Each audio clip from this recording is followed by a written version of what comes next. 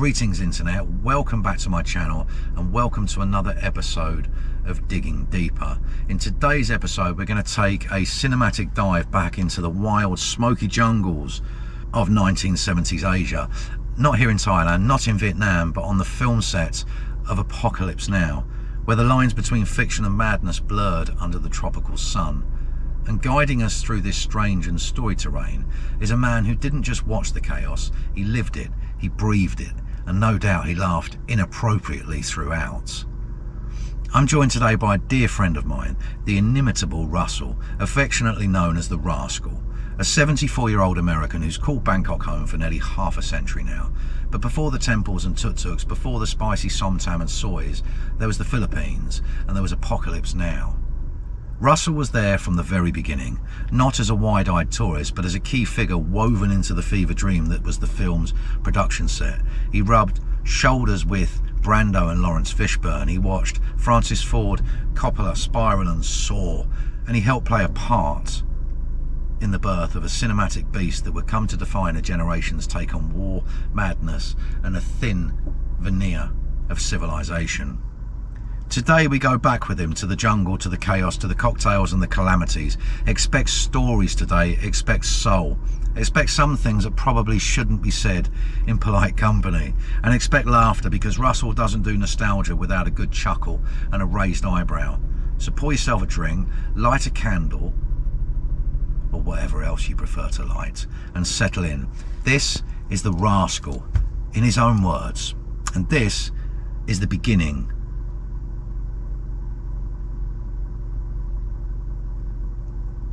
of a great story.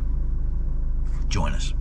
At one point, Dennis Hopper is jumping up and down and screaming at Francis because he's making him do some retakes and stuff. And they had a pot, they had come from Thailand and had pot in their lining of their suitcase, which they were taking back to Australia or something. Guys said they'd go to makeup. So this guy had been disemboweled. And he was one of the guys who was laying in a picture with his stomach and his guts hanging out. And what it was like a 16s. You had to have the right kind of machine guns. We had to have the helicopters. A whole shitload of beer. And we drink, I don't know, cases of beer on the thing, and just stand up and piss out the back door of the bus as it was driving along. And Fishburne was kind of lippy. Like, I know this one dude who came back, shit, and he's nothing but a dope smoker, and all he does is smoke dope. He said Vietnam was the best thing they could have done for my ass. He was incredibly weird. He was Marlon Brando, and then they would say lights, camera, action, and he would become Colonel Kurtz.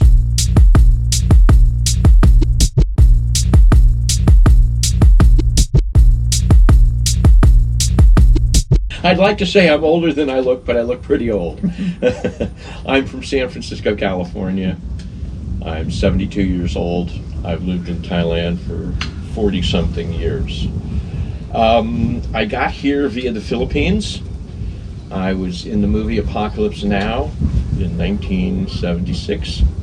My sister's best friend in school became the nanny for Coppola before he was famous, before he was really famous. And he had a toothache, and the nanny sent him to my father, the dentist, and my father became Coppola's dentist. Then a couple of years later, he got more richer and more famous, and he wanted to do Apocalypse Now. It was very controversial in its day because the Vietnam War had just ended in 1975. Right. We had pulled out our troops, so it was still a painful memory. And he hadn't been there, and he didn't know how many Americans were there, so he had a party, a going-away party, and at the party he said, "And if you want to come be in my war, nobody will get hurt. Buy your own ticket." So the tickets were $1,500 round trip. And he promised 25 days work at $25 a day. Me and two other guys from that party arrived, and three other guys had arrived. And there was a total of 6 of us. Okay. And when we got there, he didn't know what to do with us. So he made us group leaders. Right. Like a platoon leader. Okay. So we were all extras, and you know, we did army stuff and like that. and 3 of the guys wanted to be actors. So they got their picture taken in the movie in the early stages of the movie. And then when the movie shut down that part of the production, they didn't get rehired because we didn't need them anymore.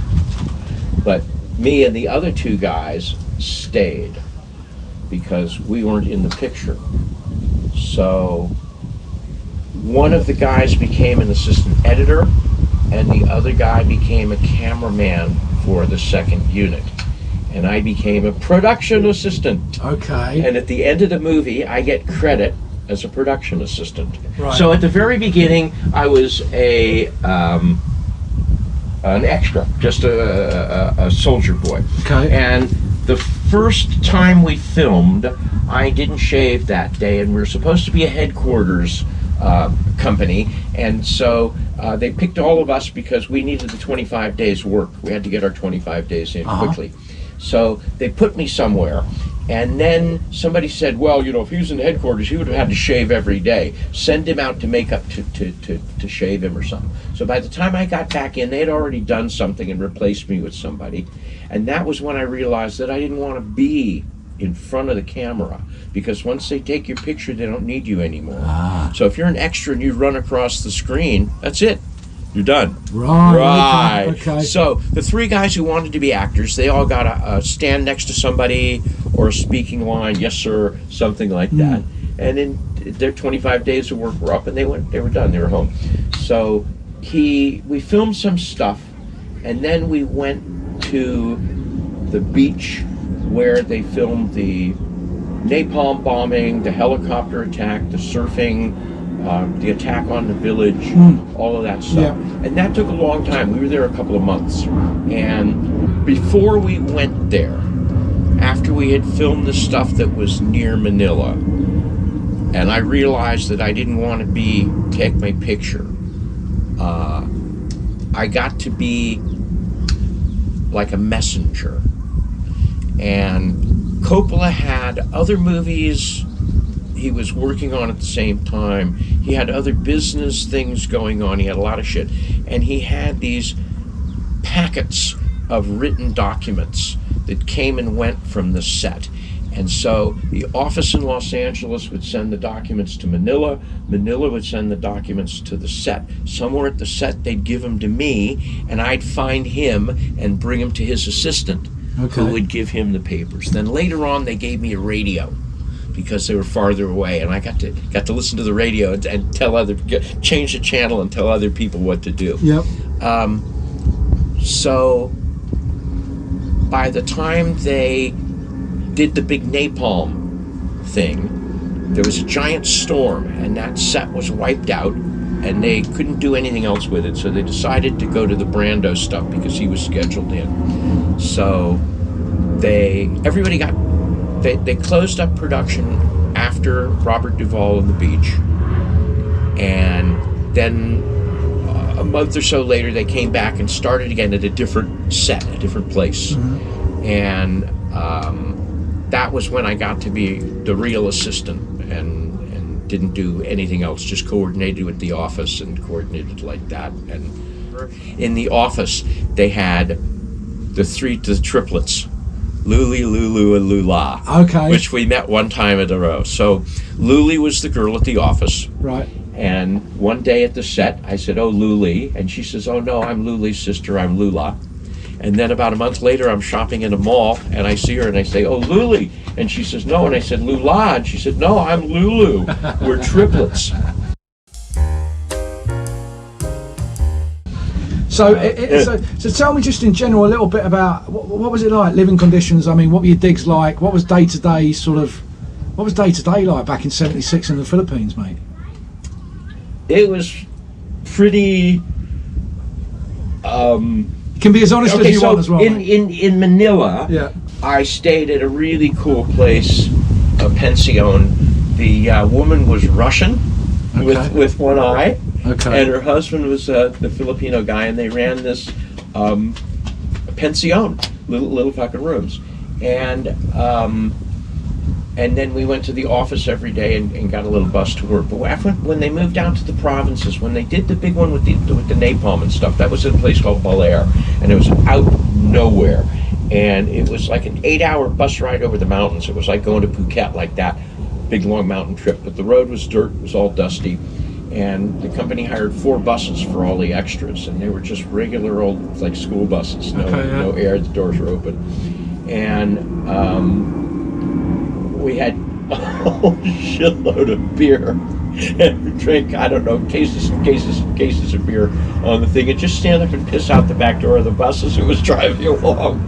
What else was involved? Because I've read loads of stories that there were loads of drugs on set and loads of people became addicts, this, that and the other. Now, what else was there? Was there weed? So, Philippines is famous for rum, and all the soldiers have a canteen. Right. And so the routine was you buy a bottle of rum, yep, you fill up the canteen with rum, and on the movie set, because everybody was hot and it was loaded with Americans and the Italians and all these other foreigners, they had these big wash tubs full of ice water with water, orange juice, fruit juice, Coca-Cola, all like that. So you'd fill your canteen with rum, yep, and then you'd stop and you get Coca-Cola and you'd pour some out and pour some rum in it and drink Coca-Cola and rum all day. They because it was Hollywood, there was some people who delivered drugs to some people. See, why didn't you say that to him in the scene? Who? Something clever like that. When he You know says, "Who why? are you?" You know Why didn't you say, why? "Who are you?" Because I haven't learned my lines yet. I know that's you've had him why. for 5 days. I met some travelers who had come who wanted to get extra work in the movies as they were traveling around. Right, okay. And they had a pot. They had come from Thailand and had pot in their lining of their suitcase, which they were taking back to Australia or something. But when they got to the movie set, they opened it up and sold it all to the Americans. And did you do what sort of first of all, for those of us that don't know, what sort of famous actors were involved in this, and who did you meet? I met them all because I was there from before they started until after it ended. Which was how long? But a year and a half about. Okay. So originally it was going to be Harvey Keitel, and he came. But after a couple of days of filming, they didn't think he looked right. He was in Brando's role, right? No, he was in Martin Sheen's role. Of course. Right, he was in Martin Sheen's role. And so they filmed a little bit with him, and then they decided they didn't like it, and they stopped. And then they brought in Martin Sheen, and they started over differently, but this, like that. And then we had Robert Duvall and Dennis Hopper and a couple of other actors, a guy named Glenn who went on. We had the guy who became the most famous of all was, of course, Marlon. No, Brando. the black kid. Oh, Boys in the Hood. Yeah, Lawrence Fishburne. Larry so when Fishburne, I have pictures of me with Larry Fishburne, he's 14 years old. Wow. He was a method actor from New York that Francis met, and they hired him because they wanted to prove the young kid like that. Yeah. So we hung out with Larry all the time. Right, what have you just found, mate? A picture of me and Sam Bottoms, and a picture of me and Lawrence Fishburne, and family friend Susan Shosha. Wow. Yeah, he was 14. And this is Sam Bottoms, the surfer. so you were telling me, just quickly, mate, if you don't mind, you were telling me why they recruited someone of that age. Because they wanted the realism of the Vietnam War, that everybody was young. Auditioning here in New York, 14.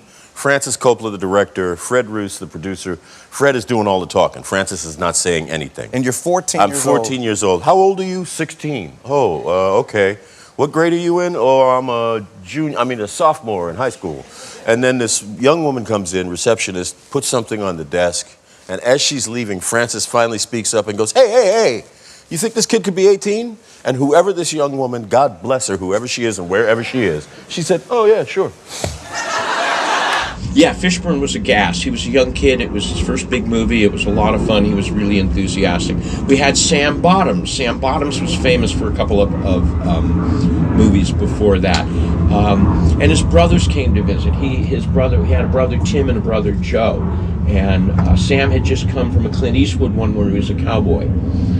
And when Brando showed up on the set, he had just done a cowboy movie, and he had like a page boy haircut, long hair to his collar, really? and bangs. He was a cowboy. So originally his role was he was in a starched uniform. He had a military haircut. And he was full colonel and strict military. He had in the script he hadn't gone native. So he and Francis had a big drink-up party or whatever, and he got real drunk and was hanging out with the Vietnamese, and we had Vietnamese pajamas for the Viet Cong. And he shaved his head and put on his Viet Cong pajamas, and that's when he and Francis decided that would be the Kurtz character. Right. At the same time, when he arrived, we were all told, okay, no work for any extras for 6 weeks, already da-da-da-da-da. So we all got real drunk and went into the makeup tent. Now, I wanted a mohawk haircut like that, because in those days that would have been real wild. And my friends were all fucking around with me, and so the first guy took the shave, went from ear to ear, over the top of the middle, ruined the thing. So I had a shaved head. So the next morning we all showed up. The headquarters was in a hotel lobby, and it was sort of open air and had a bunch of tables and a coffee shop and shit, and everybody would meet there and go on. So I staggered into the hotel with massive hangover and a shaved head, and Brando had put on his Viet Cong pajamas and shaved his head, and everybody laughed. So the first day they had him on the set, in the old style. So what Francis did, which was revolutionary, was he filmed in video at the same time that he filmed in film. And then he did his rough editing in video and sent the film to Italy, where they developed it, and then it was sent back and it was edited. I think some of it was edited on site and some of it was edited in LA. But there was a big thing, and doing it on video was remarkable in his day. And he had bought his own camera, and the camera was $250,000. And that didn't count the lenses, the track, the dollies, any of that stuff. It was a massive investment, because he didn't want to be under the thumb of the studio who owned the equipment. What was he filming in? 35mm? 70? Yeah, 35. Cinerama. Not Cinerama, but big film. Okay. And it was a gas, because the short ends of the film were given to the official photographer, and in the dark he was rolling the film into his camera, and the pictures came out super killer because the film was so high quality. But Francis owned the camera and the container full of bits that went with it, and the camera worked with two guys.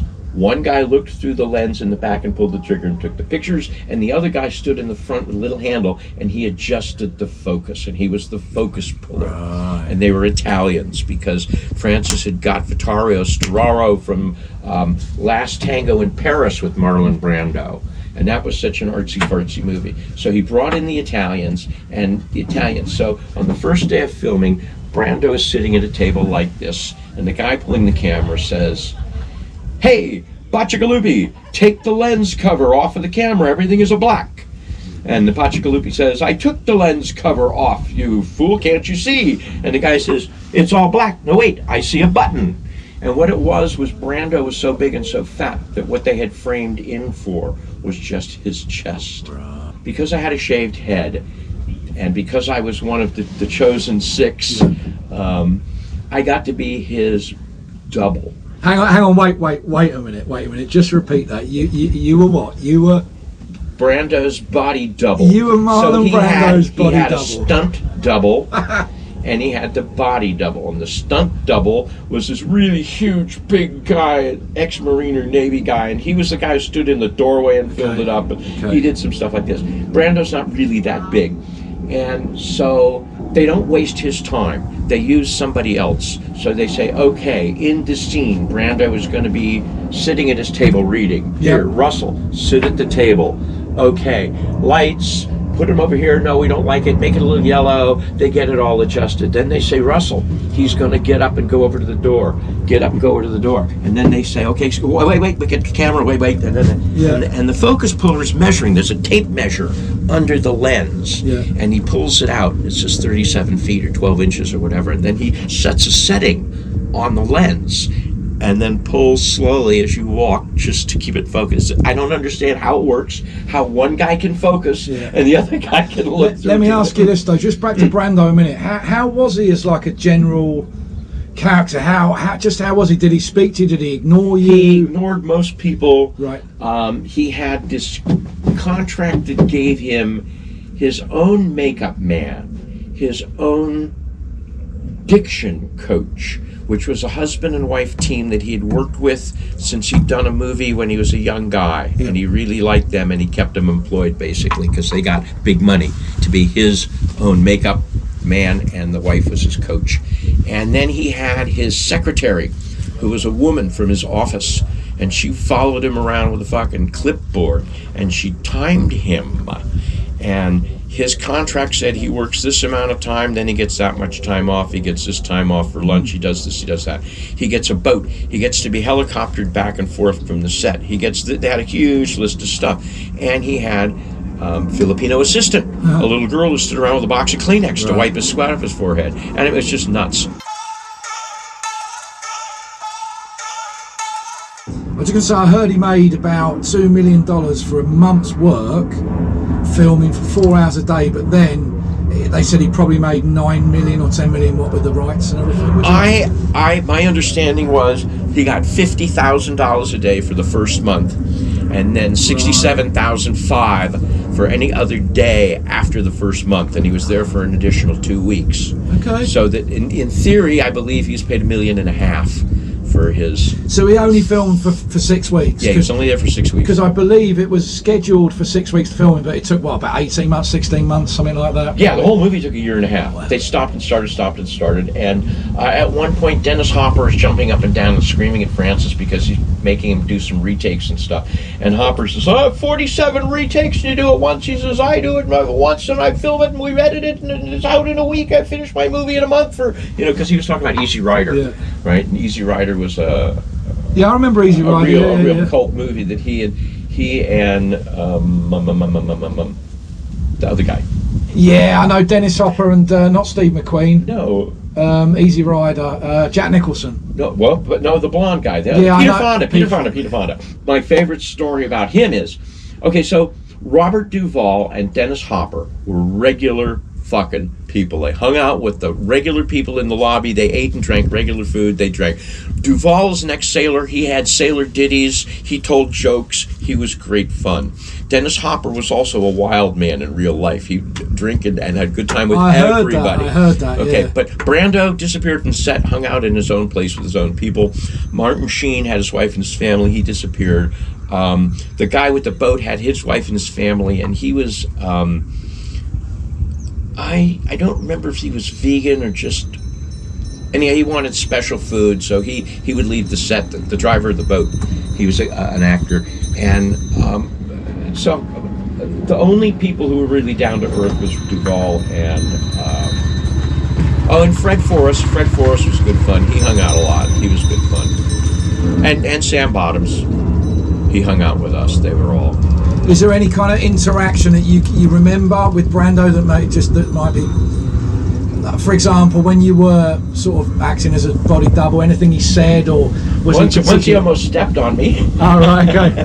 Okay, so at one point, so they filmed that big fight scene where they're hacking at where Martin Sheen's hacking at him with the big knife, and he's got these boards under his clothes, so that Martin Sheen's really hitting him with this knifey thing, and then he falls down dead. So then the next day I come in and I'm laying on the floor and he walks in, but in order to look taller he had put lifts, and I think he had like 2-inch soles on us, like what were those shoes that we used to wear with the high platforms? He had like Cuban heels and platforms. Right, he had tried a pair of platform boots, and he was kind of wobbling around, and I was laying on the floor where he was supposed to be dead, and he like almost stepped on me or tripped over me. He said hello a few times. I got to tell, yeah, you know, I walk over here, I look over there like that. He was incredibly weird. He was Marlon Brando, and then they would say lights, camera, action, and he would become Colonel Kurtz. Okay. And he would talk different, look different, act different, be different, and as soon as they said stop, action, cut, whatever they say at the end, he would go back to being Marlon Brando. Turn it on and off with a switch. Okay. But Dennis Hopper couldn't. He had to live the role. He never changed. He wore his costume after movie hours on the set. Everybody else changed clothes. Right. Go home, take a shower, change your clothes. Dennis Hopper never did. He had all those necklaces with the teeth and all kind of weird gooly-mooly stuff. And he was a nutcase. He was a real party guy. Great, he even put Dennis Hopper and Marlon together because tries to have me figured out what Marty's going to do with Marlon. What happens if I got crazy Dennis Hopper in there? I know nothing. I'll tell you. But you don't let me tell you. Time for a quick commercial break.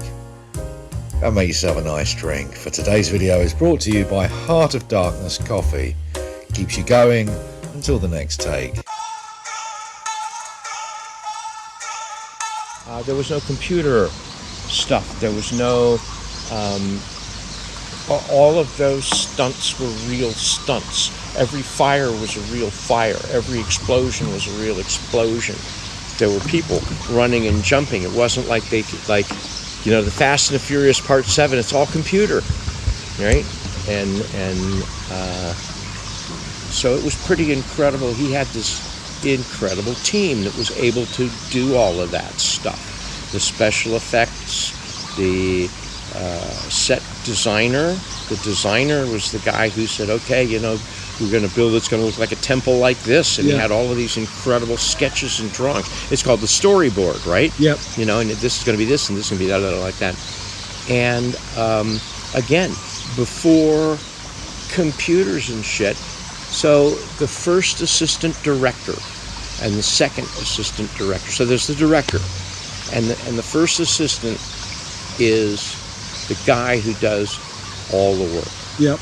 And the first assistant director had a binder that opened, and it had all of the scenes and all of the actors, and he had a method of being able to, okay, today we have this actor, what do we want to film? He would find something with that actor or those actors or something, or they'd say, okay, what do we need to catch up on? And he would open his binder and find something that hadn't been filmed yet, or find something that they could film. Oh, it's raining. Oh, this is a rain scene. Quick, everybody change costume.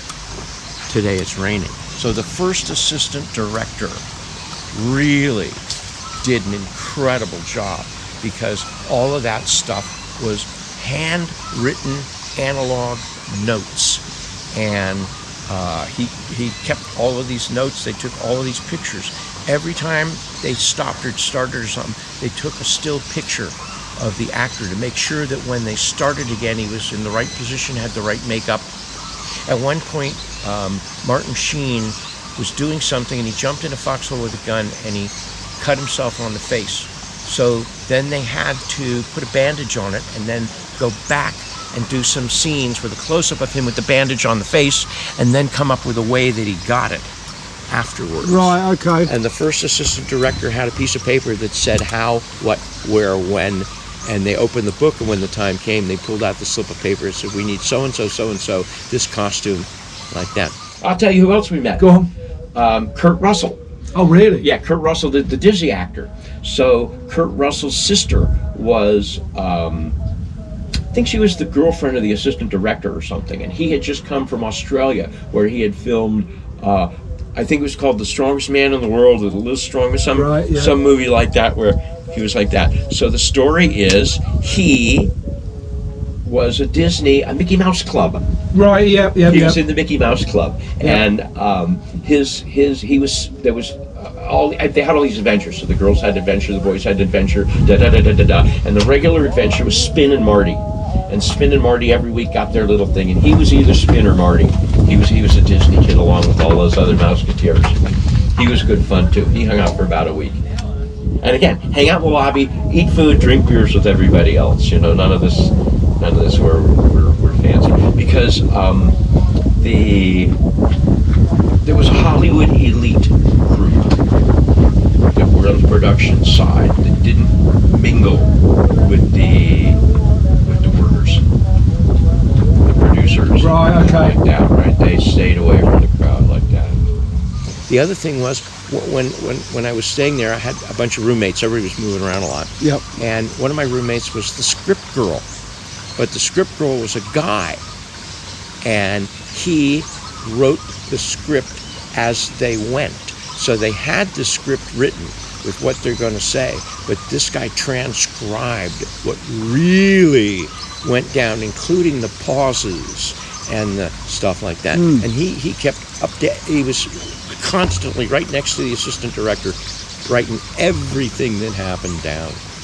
And the special effects guys were gods. They could make anything happen. So many things that you don't even think are a special effect, you know. All of the army stuff. Like, so Francis wanted there's a big tank with a flamethrower on it, and it does a big thing like that. And the Philippine army didn't have one. And so the special effects guys rigged one up on one of the tanks. Oh yeah, we can do that. We can make a flamethrower, you know. And they were in charge of all the explosions. And one of the tricks that they knew how to do was so all explosions are mostly fireworks, right? And you have red fireworks and blue fireworks and yellow fireworks. And by blowing up white fireworks, they could light up the backgrounds of some of these long shots that Francis wanted. Like when all the people come out all people with the mud all over them and white in the boats. And then later on they'll do a long shot from something. So if it's at night for the party, the special effects guys do pyrotechnics which light up the set, rather than, you know, it's not just a bomb going off. Sure. It's on purpose to see flashes on the people's faces and stuff like that. Mate, isn't it? Yeah. They had a gun that shot knives. Wow. So when you do the knife throwing trick and the guy goes like this. Did someone make that specially for the film, do you think? No, it's a standard Hollywood, standard special effects properly. They also had one so the gun that shot knives wasn't accurate.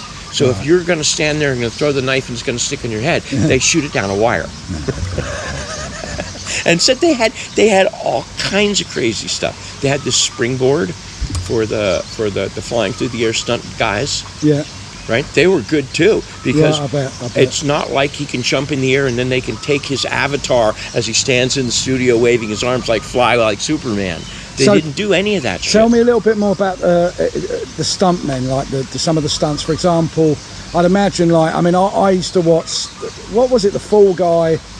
Yeah. He's the unknown stuntman. Yeah, whatever. But I used to be fascinated by that whole thing, and I got to hang out with a Bollywood stuntman for a little while, but that's another story.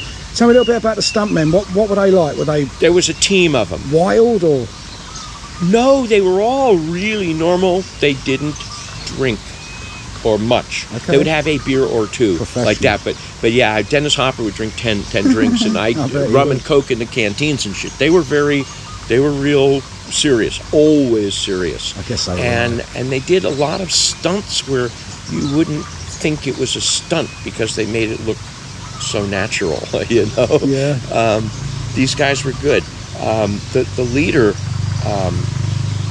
explained that he got his start in cowboy movies, and that the way you make a horse fall down, I want to say it was a Mexican peso coin for some reason like that. Okay. But what they do is they take a coin, they drill a hole in it, they put a piece of like rope, small, something you can't see, like stainless steel wire.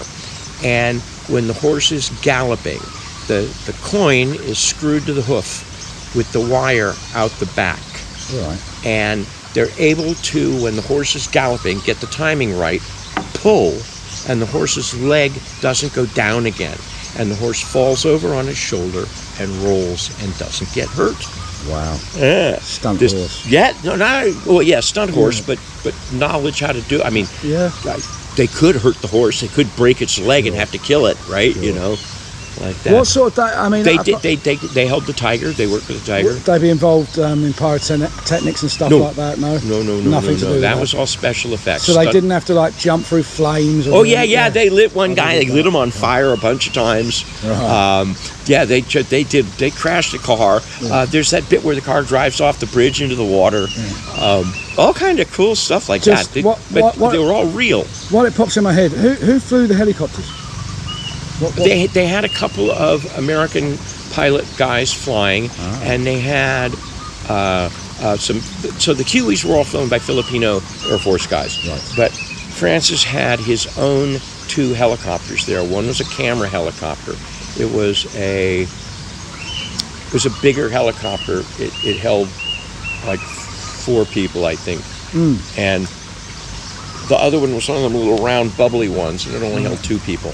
I got to fly around in that one, and I got to fly around in the push-pull. So the napalm scene and all of the surfing and all the bombing and all that stuff, we were there, I want to say 2 months. Really? I mean, it was lots of shots, lots of this and that. And then in the end, they blew it all up. Right. But before they blew it all up, they filmed the jets coming in, and they filmed, so in some of the long shots, before napalm came in those days, they had a spotter plane, an observation plane that would fly in and say, oh, there they are in the bushes, go get them.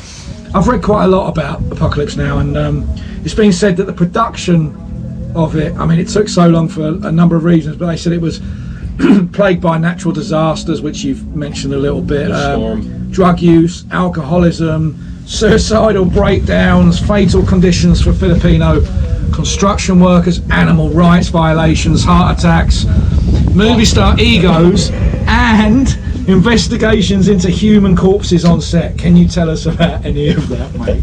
There was no human corpses on set. That didn't happen, did it? Only, my understanding is, when they were building the set, one guy was killed when a tree fell on him. But no, nobody was injured. There were never any medical emergencies. Everything was really safe. It was quite okay. There was some drunken binges. There was some, like that, but nothing crazy. The real reason was Francis was spending a lot of money and making a lot of shooting and going overtime, and they went broke. And they stopped, and then he found more money. And then they went broke again, and they stopped, and then he found more money. How much do you reckon he put in of his own money then? A lot of money. I know he I read it was over 5. Oh yeah, no. He mortgaged a building that he owned in San Francisco that had his movie studios in it. He mortgaged his house, a bunch of shit like that. No, he put up a bunch of dough. Wow. I remember that we had a party on the movie set when he had spent more money than Cleopatra. And he had a big party. I've made the most expensive movie in the world to date. And Cleopatra cost $40 million. I've spent 42, and we're not done yet. It was something like that. And is it true that he couldn't actually watch back what he'd filmed until he got back to the States? No. Is that not true? No, they watched it every day. They Every did, day yeah, they had okay. rushes, and they looked at it on video, and then they would pick stuff out and decide what to do or redo or what to add and re-add. They did a lot of script modification as they went along. Did you get to see some of the outdoor sets as well? And Oh yeah, all of them. all of them, yeah. So there was a bit where we were doing something, and it was still early in the movie, but it was supposed to be later on in the movie, and Martin Sheen did something with his M16. I think he jumped into a trench, but anyhow he got a cut on his cheek, and then they put a bandage on it, and then they had to go back in the movie in the past and put a bandage on his cheek, which was supposed to be later in the movie, which was filmed earlier as they mixed all of this stuff like that. The other thing that happened was we did a big headquarters scene, the bit with Harrison Ford as the CIA guy in the trailer. So that was a different movie set. And that movie set was like an army base. And after Francis left it, the Philippine company that was his co-producer rented it out to a movie called The Boys in Company C. The movie The Boys in Company C was filmed, edited, and released while Francis was still filming his Vietnam War movie in the Philippines. They whacked it out in 6 weeks and got it out the theaters in the summertime. It was pretty funny.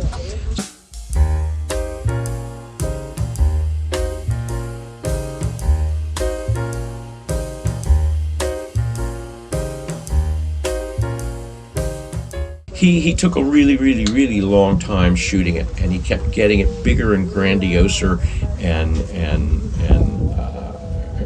just more of everything. I mean, just in case my viewers don't know, we're talking about a guy that filmed or made also Godfather 1 and 2 among many other fantastic movies, but I would suggest this was probably his masterpiece. No, I agree. The Godfather's pretty impressive. Godfather 2, and so he had the same team. So his special effects team,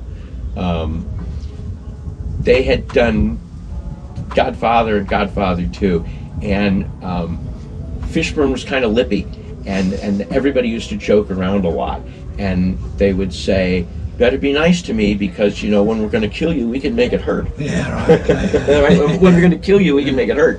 And he kept saying, oh yeah, you want to die like Sonny did in the Toll Plaza? You remember that, right? There was a million bullet holes in that one. Yeah. I'll ask you about my favourite scene in a minute. What's your favourite scene in the movie, and did you witness any of the filming of it? What's your favourite scene, do you think? With me in it or with me out not in it? Both.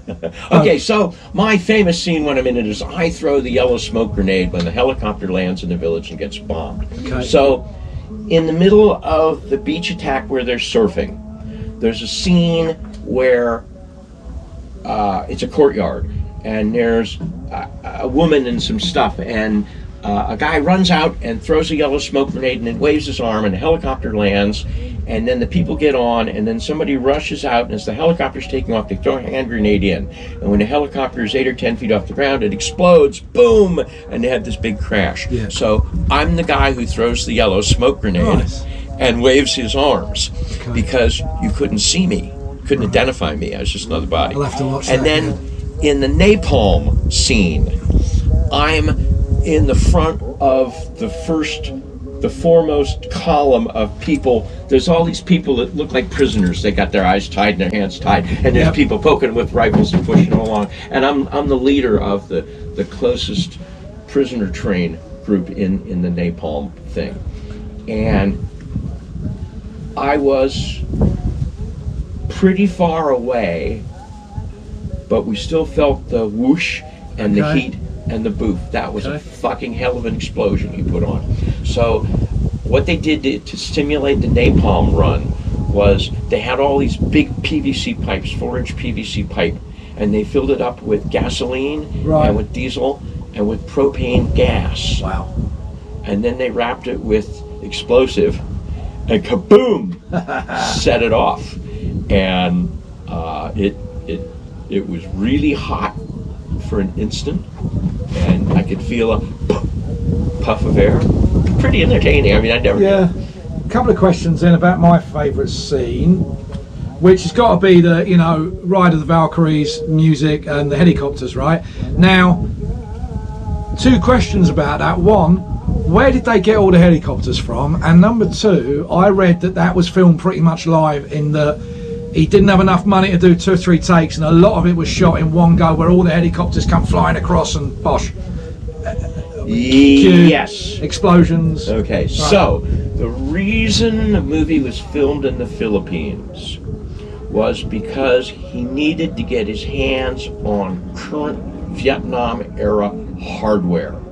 He needed the right kind of helicopters and the right kind of airplanes and the right kind of rifles, and because he couldn't bring his own rifles. They could bring a few, but so he had a deal with Marcos because it was under martial law. So there was a business deal with the movie studios that Marcos, and there was a military unit that was in charge of the dynamite, the explosives, and the blanks and the guns. And every day you had to check in and check out your rifle with the Filipino military guys. Yeah, okay. Okay, that was the guy that I arm wrestled, I wrist wrestled. Did you win? No. So his name was Felix, and he had been, after I found out. So we're all we drink and have a good time. So he needed those boats, the PBR boat, and he got one from the Philippines that really worked.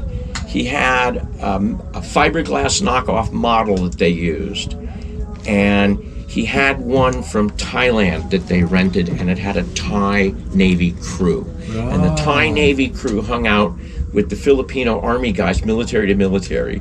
Okay. And so anyhow, we're all sitting around drinking beer and everybody's fucking around, and the Filipinos, guys from the mountains, thumb wrestle. And so we're Americans, so we're wrist wrestling. And I, young and think I'm strong or whatever, and I'm wrist wrestling with Felix, and he goes, and I'm holding it, and bang, and my shoulder's fucked up to this day, because it turns out that he was an Olympic gymnast athlete on the Filipino national team, and represented the Philippines in the Olympics like 8 years before I arm wrestled him, when he was really young and strong. There's a scene with a tank, with a flamethrower. There was a couple armored personnel carriers. We all had to have M16s. You had to have the right kind of machine guns. We had to have the helicopters. The helicopters were the big part, the Hueys. So the Filipino Army supplied the helicopters. Every day in the morning, they would leave the base near the Manila side, fly over to the other side of the island. They would repaint them, put an American flag on the tail, and give the names and stuff. They'd fly them around for the day, and then they'd paint them back Filipino colors and fly them back to their base at night. So they actually employed artists to do what I believe is called nose art on the front of, remember when we went to the place and we saw all the TV, Hueys? yeah. So they had someone come in and paint all that over, and he had the most incredible art department known to man. Okay. The Filipino artists were great. Right.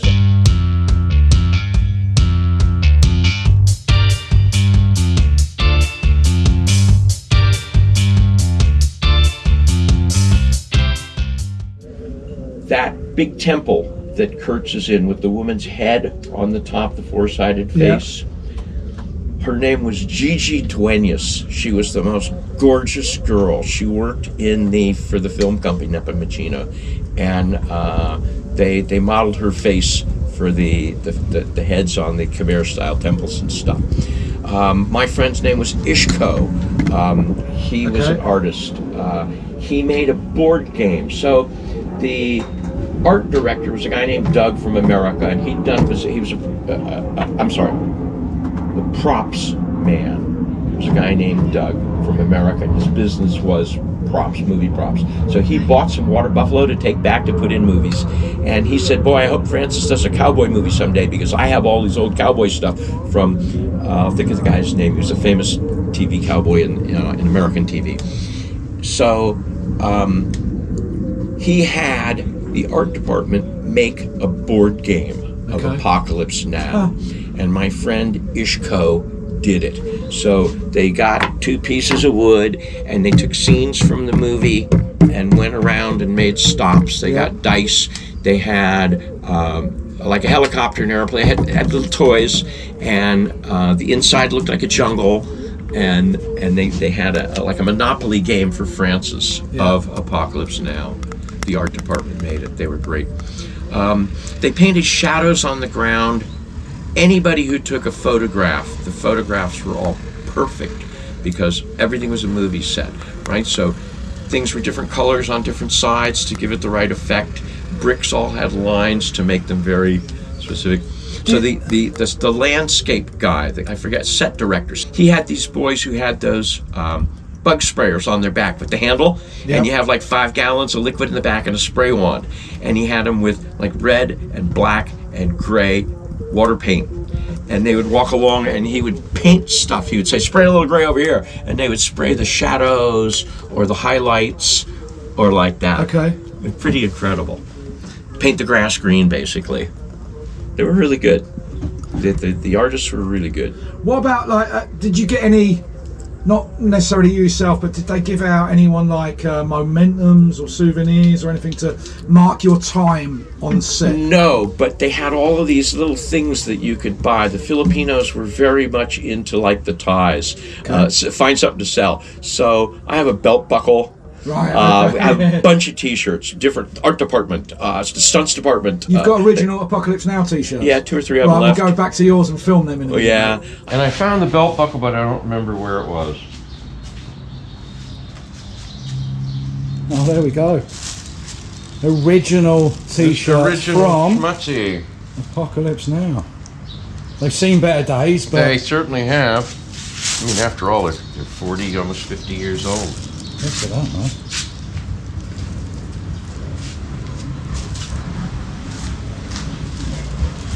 All right, there's your name. Okay, let's see the other side. And then what is Nippa Bacino Productions? What's Hemisphere Pictures, Apocalypse Now. Are they all the same? No, Are they all different? they're all different. Wow. Okay, Apocalypse Now.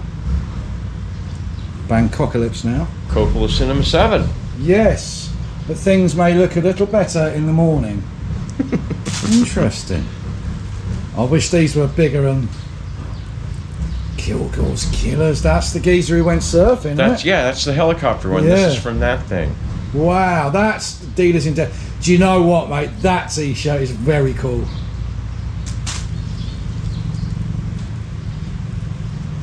Transportation Department, Apocalypse Now. Fantastic. Official Balut Balut Eater. Wow. Those are those terrible eggs that the Filipinos eat. Yeah, did you try one? Yeah. Yeah. That's why I got the t-shirt. What's It was the pretty last terrible. Okay, more of a bigger logo, but things may look better in the morning. Very cool. So, I don't remember why. I had a foot infection and I couldn't put on an army boot. So they said, okay, Russell, you can fly in the airplane today.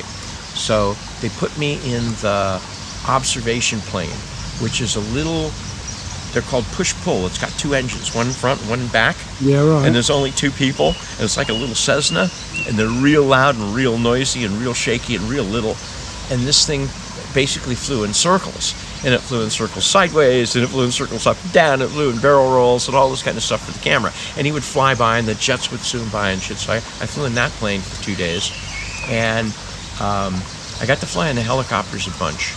A couple of the troopy scenes where everybody's riding in the Hueys with their legs dangling out. And then after we had a little accident, then I stopped riding in the Hueys and would only ride in the other two helicopters. I bet they were quite fun, so what happened was, the Hueys only have two big rotors, and they're balanced. And they landed this one, and I forget why, but for some reason, they whacked one of the rotors against a palm tree, and it broke the end cap out, and the rotors weren't in balance, and the thing shook and like that, because they were not maintained. They were all used Army stuff, American Army surplus. The skulls were the coolest thing. They were styrofoam molded castings, right? Okay, yeah. And they had thousands of them, and they stuck them on totem poles, and they laid them in piles, and they built them in everywhere you see all of the bones and all that stuff is just styrofoam. They're not real. And I took a picture once. We're all in the lunch line, and there's there was real Vietnamese, and then there were Filipino Vietnamese extras. They weren't Vietnamese, but they played Vietnamese, and they played the dead people and stuff. And this guy said that they'd go to makeup. So this guy had been disemboweled, and he was one of the guys who was laying in a picture with his stomach and his guts hanging out. And what it was like a big piece of rubber with fake entraily bits on it. And at lunchtime, he was standing in the lunch line with his tray, and he had his guts hanging out and some blood dripping off of his body like that. And it was pretty funny. So there was 3 food lines. Right. There was food lines for the Filipinos, right, food lines for the Vietnamese, and food lines for the Americans. Different Although food? they were Italians, different food. So different food. So for example, did you ever? So what type of American food were you being given? Well, it was Farang food, and it was mostly Italian because the camera crew was Italian. Right, And so okay. at one point or another, one day everything is bad. Oh, the Italians aren't happy. Well, okay, so there was the key grip, the set guy. There was about 6 Italians, and they were like brother-in-laws and stuff. It was a tight little unit, and they always worked with the same camera guy. And the Italians, they're unhappy. Why? They have to pay taxes. What do you mean? Oh, their food. They're hungry. They can't eat because their food got stopped at customs. What do you mean? Oh, it seems like when they sent the film back and forth, they maybe put a little Italian food in that they didn't declare. You know, maybe some pasta or some salamis or something. Oh, well, don't worry, I'll pay it. What do you mean? It's how much money? Like that? They've been smuggling it for how long? Like that. So he had a caterer from Hong Kong, and the guy did the American foreigners lunches, and it was regular like a buffet. And the Filipinos got Filipino food, and the Vietnamese people got Vietnamese food, or what it was. So what I didn't realize at the time was the Vietnamese people that they hired, the real Vietnamese people, were the boat people. They were the refugees who had fled Vietnam. They were the losers in the war. And when they got to the Philippines, they were in a refugee camp, and then Francis hired them through the government and paid the government money, and they got money, and they got to be out of the refugee camp and on the movie set. Can I just say that you could argue they were winners in the war in the fact that they got to go and live their lives in America. Well, they so got out. There's a couple of ways of looking at it, right? Yeah, they were lucky and got out. Yeah. But we hired them to play the Viet Cong. Okay. So instead of being the Vietnamese civilians that they were, they had to put on the conical hats and wear the black pajamas and throw hand grenades and like that. It was pretty funny. So in the helicopter scene, I run out and throw the smoke grenade and wave my hands, and a helicopter comes down, and my girlfriend at the time plays the school teacher, and she throws the hand grenade in the helicopter, and it was this incredible stunt. So they fly the helicopter in and out and take a bunch of pictures, people climbing in, people climbing out, it taking off and throwing the hand grenade in, and then they had a fiberglass mock-up that they set up on a collapsing stage about 10 or 12 feet in the air. And it had a little rocket thing that spun the propeller. And they set this thing up on the stage, spun the propeller, and then set off an explosion in it and collapsed the stage underneath, and the thing fell to the ground and broke apart in flames. And by the way they cut it, it looked like the real helicopter crashed and burned, but it didn't. Also, they did a scene where they picked up the boat and moved it out of the ocean into a river or something like that. It was the same thing. It couldn't possibly pick up that boat with that kind of helicopter, so it was a hollow fiberglass shell. Something's just popped to my head while I think about it. Now, for those people that know that the movie's based on the novel by Joseph Conrad, Heart of Darkness. Now, I would suggest that Marlon Brando must have read that to be able to depict that character in that way. Yeah, they all spent a lot of time. Coppola as well, right? I'm sure they did. It's the same thing. You had to buy the rights to do it. Yes. They didn't just pick it. This was a. I heard it was a different, because in terms of Heart of Darkness, I heard that many people had tried to make it before, actually, and other people have been commissioned to make it, but they just couldn't. Totally possible, but he moved it to Vietnam from Africa, right? Indeed, right? I mean, and he made it a war movie rather than a Lost in the Jungle. But would you war movie? Let me ask you this: in your opinion, would you say it's pro-war or anti-war? Anti-war. It is very anti-war. Yeah. Okay. And it was really funny. So the prop master, he got some really cool French cars. We needed French cars because Vietnam had French cars. Right, so he got some old Renaults and a couple of Citroens, and he had one of those really cool Citroen. But they broke down a lot. I know, we only towed around. It was called the Traction Avant, the one that looks like a gangster car. Yeah, okay. The wire wheels and the long hood like that. Yeah. And it was a beauty. It was really classical. And Francis walks along and he's busy setting the scene and he's telling people to do this. And they fucking tip over the car, light a fire underneath it. And the prop guy comes around and says, I'm going to have a hard time telling the guy because I told him I only wanted to borrow his car for the day. Don't worry, we'll give you $50 and use your car. Whoops, we tipped it over and burned it. I've got a couple of questions really, but more about geeking out about the movie really. Okay. I mean, tigers. Well, I mean, the tiger thing. Where did they get a tiger from a zoo? Or no, the tiger was an actor. The tiger was brought in from Hollywood. My understanding was the tiger was $15,000 a day, and he came with a handler, a guy and a woman. And that their business was animal trainers in Hollywood, and they had a whole bunch of other animals. And the tiger was there for a week or so. It had to have time to acclimatize, and it had to have food, and they gave it a goat in the movie. Right. And when Fred Forrest, so the tiger was just like a big cat. It was really cool. And Fred, so the stunt man, is holding the goat. It's a dead goat. He's holding it from the back, and you can't see him because the camera's focused on Fred Forrest. And the tiger swipes the fucking goat out of the thing with like that, and Fred said he flipped out. He never realized how powerful the animal was. Wow. You know, hey, you see tigers, they're cool, later you take a picture, you get pet, da.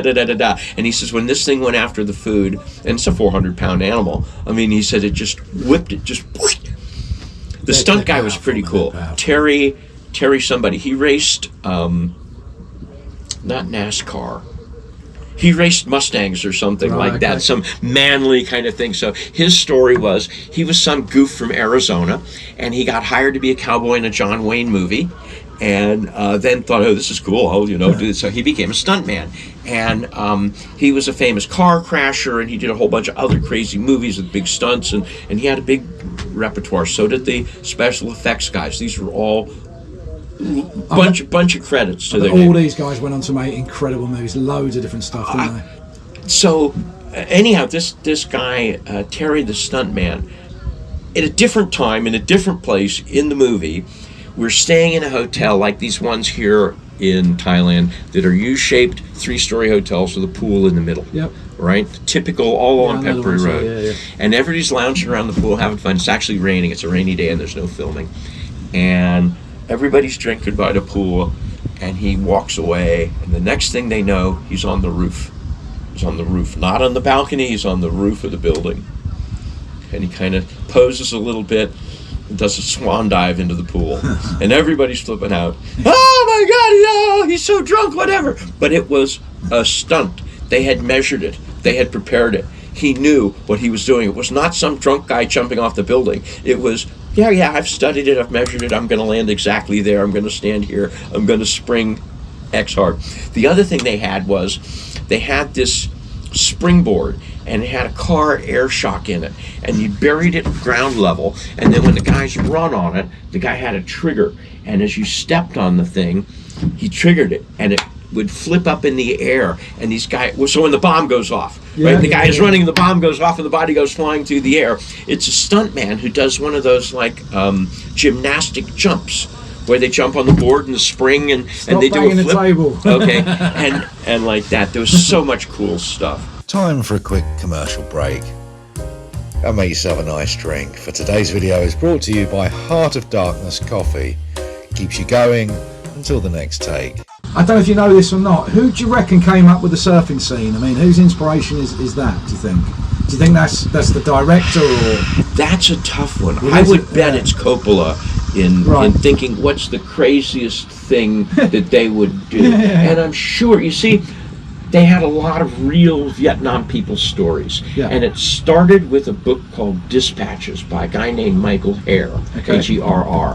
And he was also a patient of my father's. And his book was, he was a reporter in Vietnam. And a lot of these stories that were incorporated in the movie came out of parts of his book that were told to him by people. And some of the things were told to Francis by real retired, mostly Navy veterans that live in the Philippines. There's hundreds of them that we had come through the movie all the time. A lot of them had been stories about I did this, or I saw that, or I did this, I wore that, or we did it like this. So let me ask you this, you lived there for 18 months, have you ever been back? No. You've never ever been back. How old are you now? 72. Mate, you look pretty good for your age, mate. You know, I don't feel so good. Well, I don't know about that, mate. You're pretty 25. You're pretty sprightly, mate. Well, let me leave you with this. You're going to probably put a funny face when I say this, but look, you could argue, I've read this, mate, this is not me, you could argue that the movie itself is saying that the Vietnam War was an acid trip, a bad hallucination. The soldiers encounter incidents that feel almost hallucinatory in their strangeness. Surfing, the tiger, the playmates, the last outpost, and finally Kurtz. Unfortunately, it's all real. What do you think about that, mate? Real. Yeah, absolutely, very true. Yeah. Except it was over exaggerated, because everything Hollywood does is overly exaggerated. Yeah. But true, absolutely true. So you Playboy bunnies was a real thing. Right. Okay. Wonder Woman. Linda Carter. Yes, she was her. She was the lead dancer, and the Fillmore. What was his name? the impresario, Bill Graham. Okay. Bill Graham was there in the Playboy scene. He's the host, the introducer, and the band was. God damn. They had a famous hit. We're saying, "You're going to play that famous hit?" And he says, "No, they're going to play Susie Q because that's the right time, the right era." No, they're not going to play their famous hit song. Yeah. You know, the Playmates. That was great fun. We're doing the scene, so supposedly, I want to say, one of them is trying to get the girl to pose. He's got the Playboy fold out, and he's trying to get her to pose in the helicopter. The other one is in a medical tent, and he's trying to get her onto a gurney.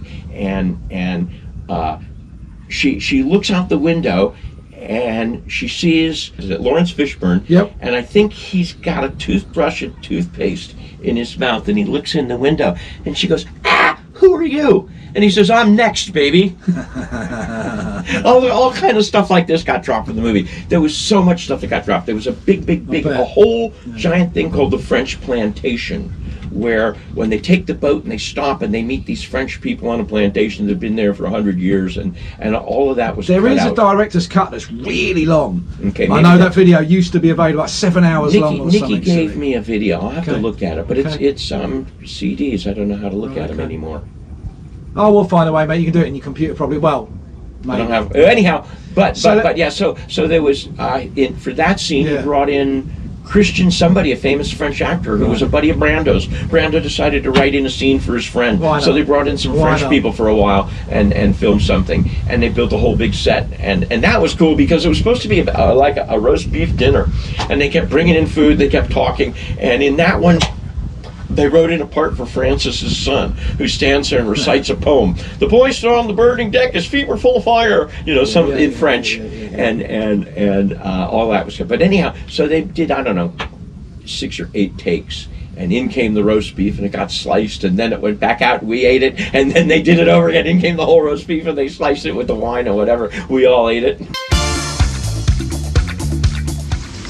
Let me ask you this as well. Like, for example, I know there were quite a few breaks in filming. For example, I'm not going to talk about Marlon Brando. People said he came tremendously unprepared and stuff like that. But for example, Martin Sheen, didn't he have a heart attack? And We don't know what it was. They said a heart attack. Yeah, he was out jogging one morning and just fell down and passed so, out. So Yeah, when he you was had when you had breaks in filming, what did you do? Did you go anywhere? Did you visit anywhere? I did, but sometimes, like, okay, so there was 2 main breaks in the film. Yeah. The one was when they poisoned everybody and everybody got sick and went home, and the other one was after they filmed the surfing stuff. That scene was that place was wiped out in a storm or something, and we stopped for a couple of months. And yeah, then I was going around and around. But other times they didn't. Just when Martin Sheen wasn't available, when he was ill, they just filmed with other people and other stuff, and they were constantly filming B-roll, and they had so I said my Australian friend, he was the Fred Forrest stand-in in the second what do we call him? Anyhow, he went around with the Thai PBR boat, and they took all the long shot pictures and all the up the river pictures and stuff like that. So he rode around on the PBR boat for a while. So tell me about, for example, the Russell Coring collection, and what I mean by that. Okay, so in my travels, I would buy stuff in the local villages and things like that, and I just liked baskets because they were handmade by the people, and it didn't have any cost, right? So whatever I paid them was money for their labor. Okay. And so I bought a bunch of baskets and all that kind of stuff like that, and I'd bring them back, and I could put them in a big box and store them at the production office. So